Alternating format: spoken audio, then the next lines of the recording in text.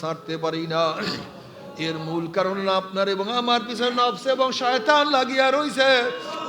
এই নফসে চিন্তা ভাবনা করিও আর দুই চোখের পানি ফালাইয়া দিয়া মাওলার কাছে বলো, মাওলা রে গুনাহ তো করিয়াই ফেলাইছি, তুমি মাফ না করলে কে আমাকে মাফ করবে, তুমি ক্ষমা না করলে কে আমাকে ক্ষমা করবে। চোখের পানি ফালাও। তুমি কি জানো চোখের পানির কত দাম? কিয়ামতের ময়দানে আল্লাহ পাক এক ব্যক্তিকে জাহান্নামের ফয়সালা দিয়া দিবে। অমনি চোখের একটা পশম বলবে, মাওলা তোমার নবী সত্য বলছে না মিথ্যা বলছে?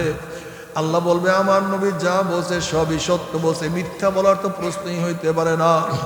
তখন চোখের পশম বলবে, মাওলা রে তোমার নবীর ঘোষণা, মান বাকা মিন খশিয়াতিল্লাহি হারামাল্লাহু তিলকাল আইন আলান নার। যেই চক্ষু তোমার ভয়ে জাহান্নামের ভয়ে কাঁদবে, সেই চোখের উপরে তুমি জাহান্নামের আগুন হারাম করিয়া দিবা। এইটা তোমার নবীর ঘোষণা। আমি চোখের পশম সাক্ষী দিতে আসি, তোমার এই বন্দার নামাজের দাঁড়াইয়া কত কান্না কানছে, রুকু দিকে কত পানি ঝরাইছে, সেজদায় পড়িয়া কত মাটি ভিজাইছে, অনেক সময় কান্দিয়া কান্দিয়া দাঁড়িয়ে ভিজাইয়া ভিজাইয়া কত পানি ফলাইছে। এত কান্নাকাটি করার পরে তুমি তাকে কিভাবে জাহান্নামের ফয়সালা দিলা?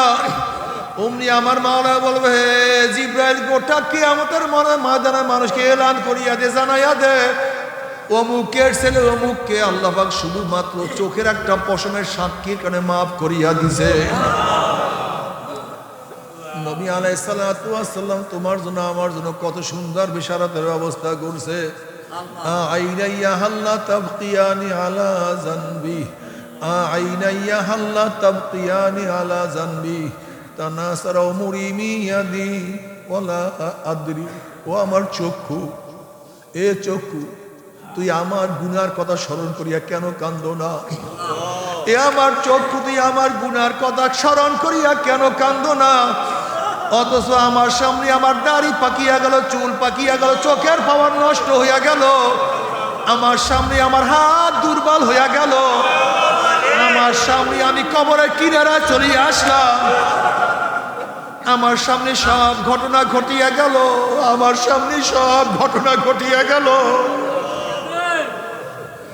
অথচ আমি কোনো কিছু টেরও করতে পারলাম না।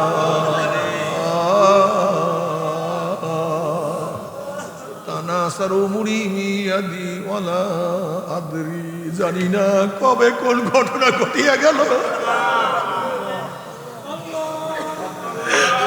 আমাদের সানাউল্লাহ নূরি আজকে দুনিয়াতে নেই, আল্লাহ জান্নাতুল ফিরদাউসের ব্যবস্থা করিয়া দাও।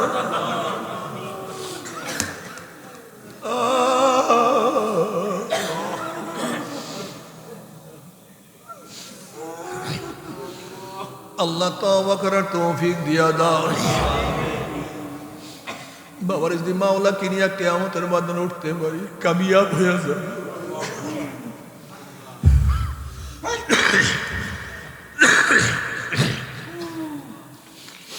আর মাওলাকে না নিয়ে যদি কিয়ামতের ময়দানে উঠিয়া যায়,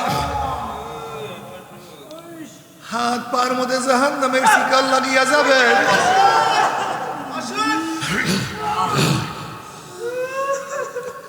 وأما من أوتي كتابه بشماله فيقول يا ليتني لم أوت كتابيا ولم أدر ما حسابيا يا ليتها كانت القاضية يا ليتها كانت القاضية ما أغنى عني ماليا هلك عني سلطانيا خذوه فغلوه ثم الجحيم صلوه ثم في سلسلة ذرعها 70 ذراعا فاسلكوها।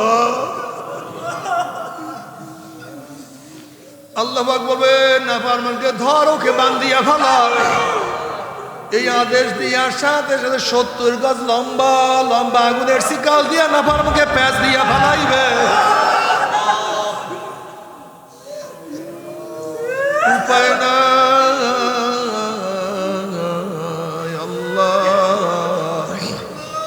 আল্লাহ তুই আমাদের সবাইকে মাফ করিয়া দাও, সবাইকে ক্ষমা করিয়া দাও।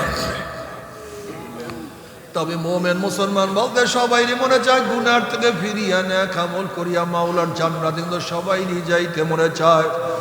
গুনাহ নিয়ে মাওলার জাহান্নামে কাউরে কিন্তু যাইতে মনে চায় না।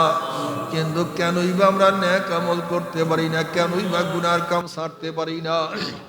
এর মূল কারণ হলো আপনার এবং আমার পিছনে নফস এবং শয়তান লাগিয়া রইছে। এই নফস